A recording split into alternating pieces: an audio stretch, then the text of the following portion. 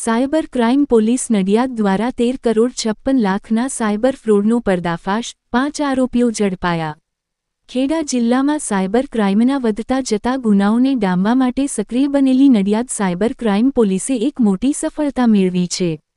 પોલીસે 13 કરોડ રૂપિયા 56 લાખથી વધુના સાયબર ફ્રોડમાં સંડોવાયેલા 5 આરોપીઓની ધરપકડ કરી છે, જેઓ નાણાંની લેવડ દેવડ માટે બેંક એકાઉન્ટ ભાડે આપવાનું અને લેવાનું નેટવર્ક ચલાવતા હતા. આ કેસનો ખુલાસો ત્યારે થયો જ્યારે મહેમદાવાદની ખાતરજ ચોકડી પાસે આવેલી સ્ટેટ બેંક ઓફ ઇન્ડિયાની એક શંકાસ્પદ બેંક ખાતાની તપાસ હાથ ધરવામાં આવી. આ ખાતામાં ભારતના વિવિધ રાજ્યોમાં થયેલા સાયબર ફ્રોડના નાણાં જમા થયા હોવાનું જણાયું. કુલ 13,56,04,893 રૂપિયાની રકમ આ ખાતામાં જમા થઈને અન્ય ખાતાઓમાં ટ્રાન્સફર કરવામાં આવી હતી.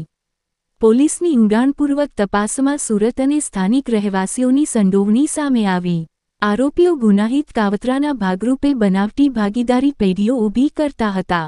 આ માટે તેઓ ખોટા નામે ઉદ્યમ રજિસ્ટ્રેશન સર્ટિફિકેટ મેળવી, તેનો ઉપયોગ બેંકમાં ખોટું એકાઉન્ટ ખોલાવવા માટે કરતા હતા.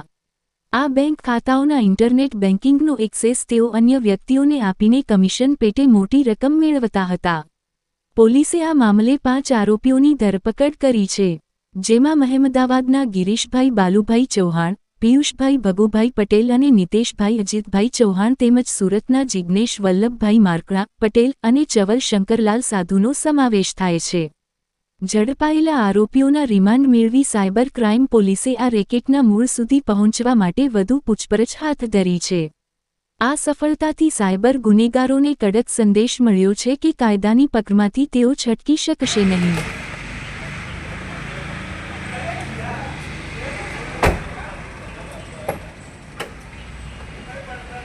भाई बोलજો આપણે રોલિંગ રોલિંગ जी सर आरोपी जो पकड़ा है कौन आरोपी है શું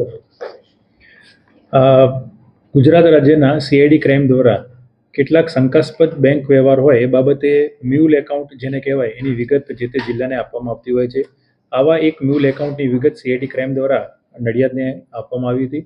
એમાં આ તપાસ સીઆઈડી ક્રાઇમને સોંપવામાં આવી, જેના આધારે તપાસ કરતાં જાણવા મળ્યું કે ખાતરજ ચોકડી મહેમદાવાદ ખાતે 3 જે આપણા આરોપી છે ગિરીશ, પિયુષ અને નિતેશ, એ લોકો એક ભાગીદારી પેઢી બનાવી એસબીઆઈ બેંકમાં એક એકાઉન્ટ ઓપન કર્યું હતું અને આ એકાઉન્ટ એમને સુરતના જિગ્નેશ અને ધવલ એમને ભાડે આપ્યું હતું.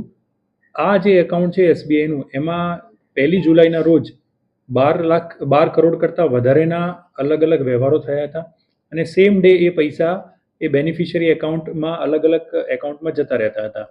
આ જે પૈસા હતા એ મુખ્યત્વે જે સાયબર ફ્રોડના જે પૈસા લોકો પાસે ફ્રોડ કરીને જે ખાતામાં જમા કરવામાં આવે છે એ પ્રકારના પૈસા હતા અને એ સિવાય જે નાની રકમ જે હતી એ બધી ગેમિંગની રકમ હોવાનું પ્રાથમિક તપાસમાં જાણવા મળેલ છે. આ તમામ પૈસા એ લોકોએ અલગ અલગ બેનિફિશિયરી એકાઉન્ટમાં ટ્રાન્સફર કરેલા છે. એટલે હવે કયા એકાઉન્ટમાં તમામ એકાઉન્ટ ફ્રીઝ કરવામાં આવ્યા છે અને આગળ કયા એકાઉન્ટમાં આ પૈસા આગળ ચેઇન બનીને આગળ ગયા છે એ બાબતની તપાસ સાયબર ક્રાઇમ દ્વારા કરવામાં આવશે. તો કેટલા આ લોકોએ ખાતા ખોલેલા અને કેવી રીતે ખાતા ખોલતા હતા? મુખ્ય ખાતું એક છે અને એ ખાતામાંથી અલગ અલગ બેનિફિશિયરી એકાઉન્ટમાં પૈસા ગયેલા છે, પણ જે 3 એકાઉન્ટ જે સુરતના છે એમાં સૌથી વધારે પૈસા ગયેલા છે. પણ કેવી રીતે સાહેબ પકડ્યા? મેં આપને કહ્યું કે જે મ્યુલ એકાઉન્ટની એક વિગત સીઆઈડી ક્રાઇમ દ્વારા જે નોડલ એજન્સી એના દ્વારા આપવામાં આવતી હોય છે અને પછી એ બેંક એકાઉન્ટના જે વ્યવહાર છે એની તપાસ કરતાં એ એબનોર્મલ વ્યવહાર દેખાઈ આવે છે અને પછી એ પ્રમાણે આગળની તપાસ કરવામાં આવતી હોય છે. કેટલા આરોપી છે, ક્યાંના છે? કુલ 5 આરોપી છે, જેમાં 3 તો ખેડા નડિયાદના છે અને બાકીના જે 2 આરોપી છે એ સુરતના છે. હવે આગળ એ પૈસા ક્યાં ગયા એ બાબતની તપાસ કરી અને આગળની તપાસમાં આગળ બીજા આરોપીઓ પકડવામાં આવશે.